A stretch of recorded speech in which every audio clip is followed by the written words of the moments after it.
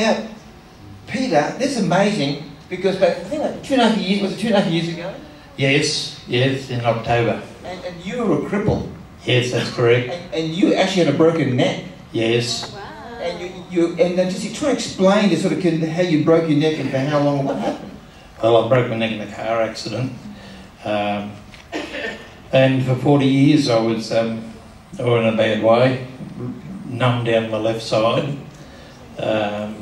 terrible pain in the head all the time, and I was on morphine and methadone to stem the pain, which hit it a little bit but not much.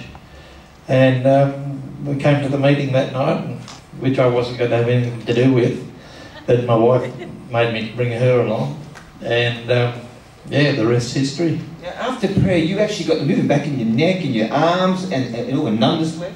Yes, it all disappeared. It was there for 40 years? Yes, that's right. A lot of hand, everybody. And so because of that pain, you actually became walking quadriplegic. You're classified as a walking quadriplegic? Yeah, that's correct. Because even though you had a broken neck, you had partial movement of your part of your body. Yes. And you also had you were on morphine for years. Yes, I was on it for 20 years. On morphine, and then you got on morphine, you got on methadone, and you became a methadone addict. Yeah, that's correct. And on healing, I saw my doctor the couple of days after the healing, and said about getting off methadone, and he said it'll take me 2 years. I was on a heavy dose, and anyway, I said no, I can do better than that, and I did it in 3 weeks. Amazing.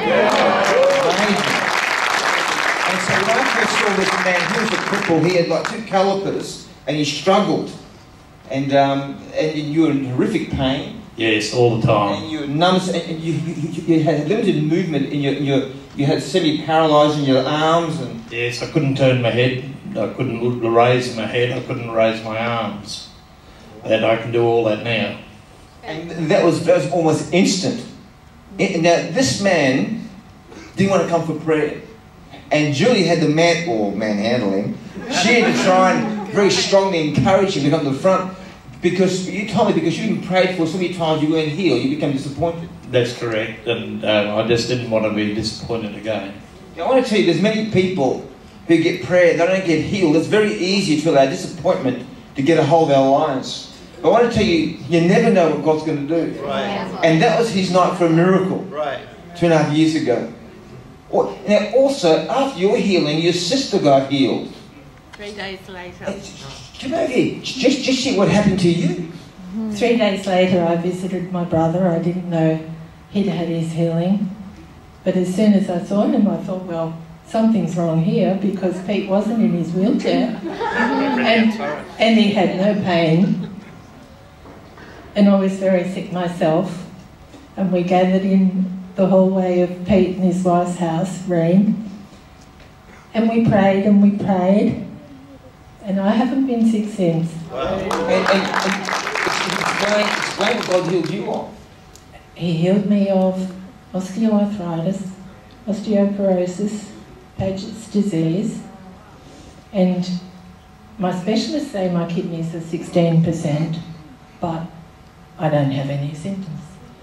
And so you got no pain or anything? Nothing. And so you went to visit your brother, and then you had an encounter too? Yes. Is that amazing? Come on, isn't that fantastic? A lot of hands. God bless you. Now, you also had to wear a hearing aid, didn't you? Yes, I did. And the next day, he walked in without his calipers, and I could see these things in the side of his head.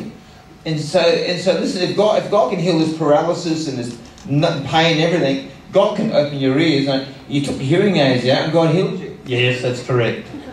Mate, isn't God awesome? God bless you. Thanks, Peter. Thank you. God bless you. Thanks very much. Give him a hand, everybody.